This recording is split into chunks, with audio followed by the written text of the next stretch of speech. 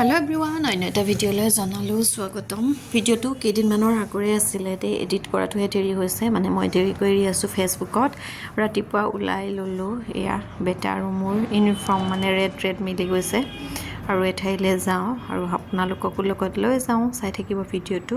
এয়া দেখিছেনে, এতিয়া মাহ যিহেতু ফাগুন পাবলৈ হৈছে আৰু গতিকে গছৰ পাতবোৰ অলপকৈ সৰিছে আৰু অলপ সৰিছে আৰু গোটেই পৰিৱেশটোৱে সলনি হৈ গৈছেগৈ আৰু তাৰপিছত এয়া গৈ তালৈ যিহেতু কিবাকিবি বস্তু লৈ যাব লাগিব, য'ত গৈ আছোঁ সেইটোৰ কাৰণে দোকানত ৰৈ ল'লোঁ আৰু লৈ মেলি মানে কেইটামান বস্তু লৈ লৈছোঁ আৰু যিখিনি প্ৰয়োজনীয়।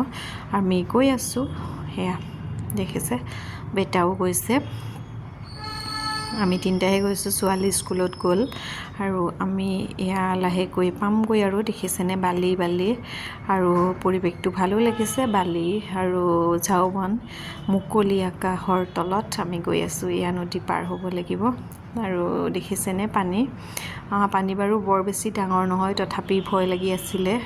শেষত যেনিবা ভগৱানৰ কৃপাত আমি পাৰ কৰিব পাৰিলোঁ। সকলোৱে তেনেদৰে অহা যোৱা কৰি আছে বাৰু, কিন্তু আমাৰ কাৰণে প্ৰথম যিহেতু অলপ ভয় লাগিছিলে বাৰু, কিন্তু এয়াই ৰাস্তাত আকৌ এয়া দেখিছেনে মটৰ বুট লৈ লৈছে খাবলৈ পালে কাৰণে। তাৰপিছত আৰু বেটা আৰু মই বেক চাইডে বহি আছোঁ, এয়া দেখিছে আৰু ঝাওবনবোৰ দেখিছেনে। খালি ইমান ভাল লাগি থকা নাই, মানে বৰষুণ এজাক দি দিলেহে ঝাওবনবোৰ ধুনীয়া হ'ব। এতিয়া বালি ধূলিময় হৈ আছে কাৰণে ইমান এটা ভাল লগা নাই আৰু সেয়া গৈ আছোঁ আৰু ডেষ্টিনেশ্যন পামগৈ, বেছি দূৰ নাই।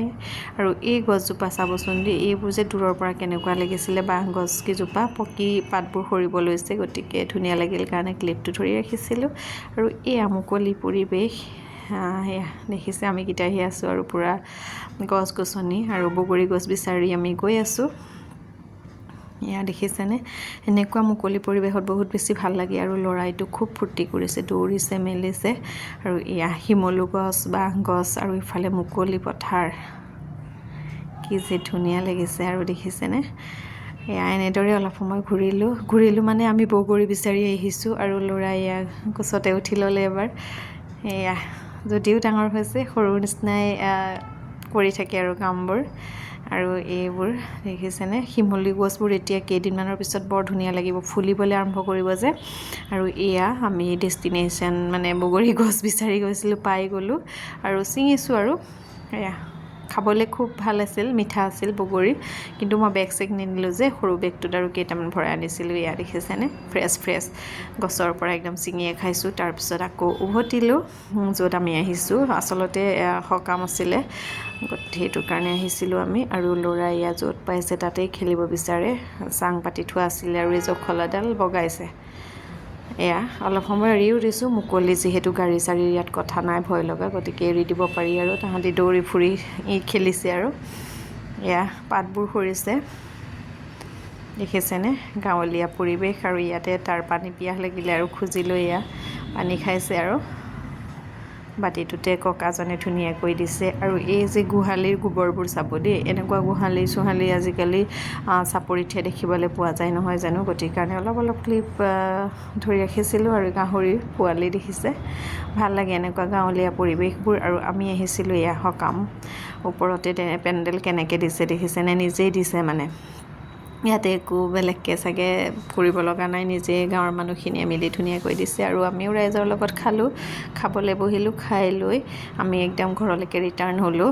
আৰু এই যে ঝাওবনে আৰু চাৰিওফালে ঝাওবন আৰু মুঠতে বালি আৰু ঝাওবন, পানী, মুকলি আকাশ, তাৰ মাজে মাজে আমি উভতিছোঁ ঘৰলৈকে বুলি। এয়া ভাল লাগে, এনেকুৱা একো প্ৰদূষণৰ কথাই নাথাকে আৰু ইয়াত গাড়ী মটৰ কম যে, সেইটো কাৰণে ভাল লাগে। আৰু যদি কেতিয়াবা কামৰ প্ৰেছাৰৰ মাজতে জীৱনটো কটাবলগীয়া হৈছে, তেতিয়া মাজতে এনেদৰে যদি ব্ৰেক লয়, মানে অলপমান ফ্ৰেছ হৈ মেলি কামলৈ ঘূৰি অহা হয়, খুব ভাল লাগে আৰু কামতো ইণ্টাৰেষ্ট দিব পাৰি। সেয়াই আৰু একঘেয়ামি হৈ থাকিলেতো সকলোৱে বেয়া পায় নহয় জানো, বিশেষকৈ মই বেয়া পাওঁ মানে, সেয়াই। তাৰপিছতে আমি কথা পাতি উভতিছোঁ, আকৌ যিটো ৰাস্তাইদি আহিছিলোঁ সেইটো ৰাস্তাইদি উভতিছোঁ। পানীখিনি দেখিছেনে, গাড়ী চলাইছে মানুহজনে, অলপ ভয় কৰিছিলে যাওঁতে, কিন্তু ঘূৰি আহোঁতে নাই, ধুনীয়াকৈ পাৰিছে আৰু ভাল লাগিল আৰু ট্ৰিপটো ধুনীয়াকৈ আমি গ'লোঁ, এনজয় কৰিলোঁ।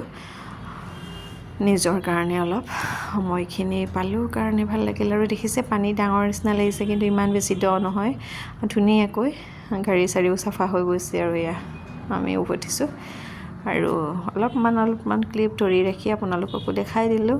ফাইনেলি এয়া পাৰ হৈ গ'লোঁ পানীখিনি।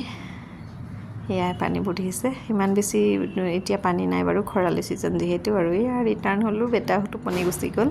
আৰু এনেদৰেই তাৰ পৰা ঘূৰি আহি আকৌ ঘৰত সোমালোঁ। গাঁৱতো এখন বিয়া আছিল, তাতো সোমালোঁ। তাৰ ক্লিপ বাৰু ধৰি ৰখা নহ'ল। আৰু এয়া ঘৰৰ পৰা ওলাইছোঁগৈ আৰু ৰুমলৈ, ৰাতিয়ে হ'ল। আৰু আজিৰ ব্লগটো ইমানেই, আজিলৈ আহিলোঁ, বাই।